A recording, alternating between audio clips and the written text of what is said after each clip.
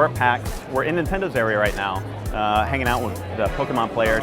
And one of the things that Nintendo brought to the show is the new Nintendo 2DS. They just announced it.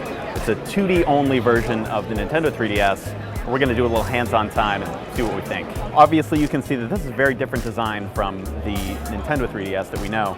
And it's a slate-style design. As opposed to the clamshell folding design of the Nintendo 3DS. But it's got everything that you would need to play a Nintendo 3DS game. It's got a touchscreen on the bottom, it's got 4 face buttons, analog stick, and a D-pad.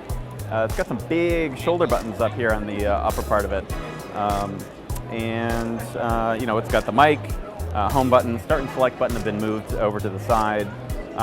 New on this model is a sleep switch.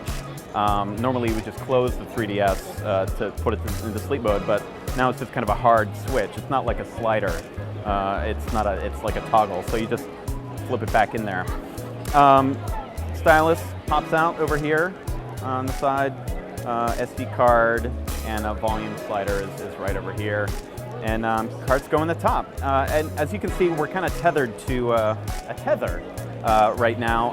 That's it's a hot item. It's unreleased, so it's got a little security device on the back. So we don't really have a great sense of the weight of it. According to Nintendo specs, it's just slightly heavier than the regular 3DS, but lighter than the 3DS XL. I've been playing with it for a little while, and it plays just like a Nintendo 3DS. There's really no difference. The only difference is that you've got a different layout for some of the buttons and the shoulder buttons and the sticks as they relate to kind of the size of the device and where you put your hands. So holding the device like this is a little bit different, but if you're buying this for an entry-level 3DS or 2DS owner, they're not going to really. It feels fine. It feels good in the hands. Analog stick feels good. Face buttons feel good. We're playing a little New Super Mario Bros. 2 right now. It's a good benchmark game, I guess. One thing I'm not super crazy about is the D-pad. I prefer the clickier style D-pad of the regular Nintendo 3DS. And this one feels a little bit softer. I actually haven't spent much time with the 3DS XL, so I don't know how this compares to that. But I will say that this is just a little bit softer feeling, slightly mushier than the clicky style of the D-pad on the regular 3DS.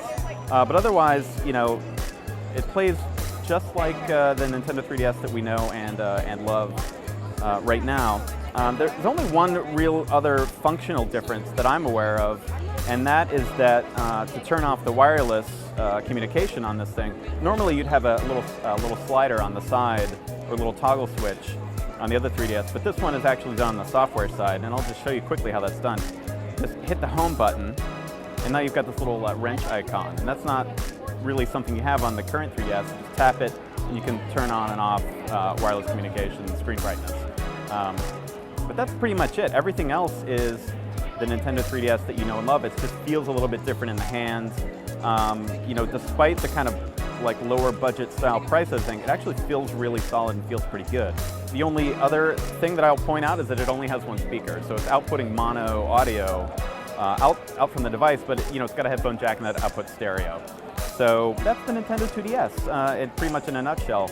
I certainly couldn't not recommend it if you're looking to buy a pretty inexpensive entry-level model for this thing and you don't care about the 3D. It's a pretty good little device from what I played. It's out this October. It's $129.99 US, and yeah, check it out.